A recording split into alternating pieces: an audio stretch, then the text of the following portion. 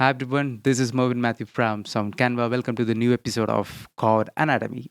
In this episode, we are going to discuss about suspended chords.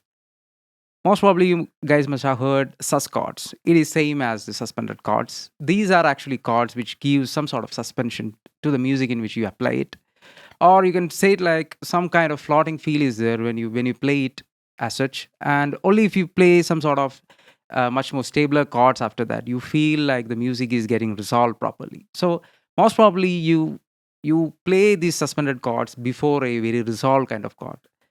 So I'll just demonstrate it. There are two types of suspended chords: the suspended 2 chord or the suspended 4 chord, or even sus 2 and sus 4 chord. If you take the C as the root, you have perfect fifth in this chord. So G is the perfect fifth. And if you can add the major second note to these two chords, you'll get the suspended second chord. So as a combination, it comes like.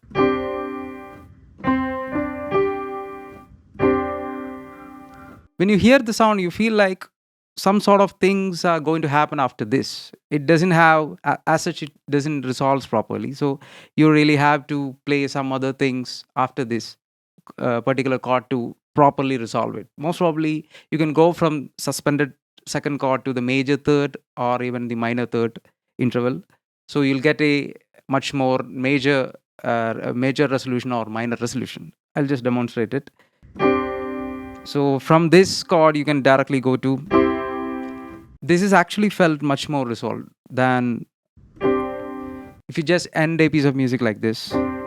It feels like something more is going to come, or you feel like the music is incomplete. So usually when you play it after this particular chord, you play a much more stabler kind of chord. So most probably you can go with a major triad or a minor triad after this.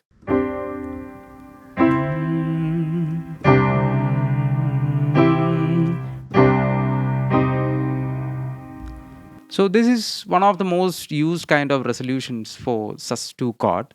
And there is another suspended chord also, the suspended 4 chord or sus 4 chord, where you have this root note, fifth, and a perfect fourth. This perfect fourth is also added. So you have the C, F, and G.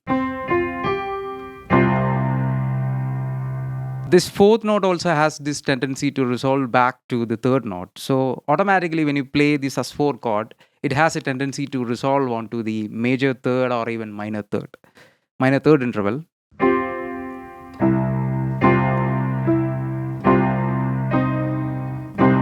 So this is how it actually resolves. In a lot of film scores, in a lot of songs, these sus resolutions are being used pretty much on a daily basis actually. You hear the score of this movie Gladiator. The main theme uses a lot of suspensions.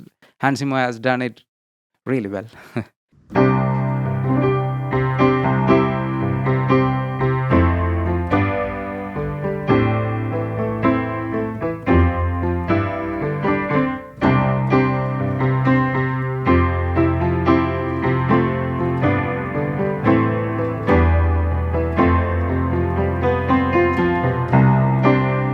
And one more thing to say, as in the earlier episodes, I always say that if you really wanted to make it really thorough, you just play it with different key centers and try to sing it along. My practice sessions are like that. Sa re pa re pa sa re re sa pa re pa re sa ma pa ma sa re pa.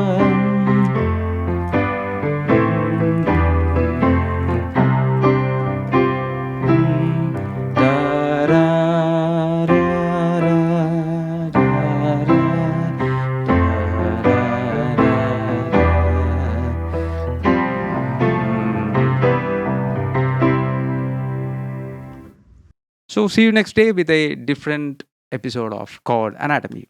Bye.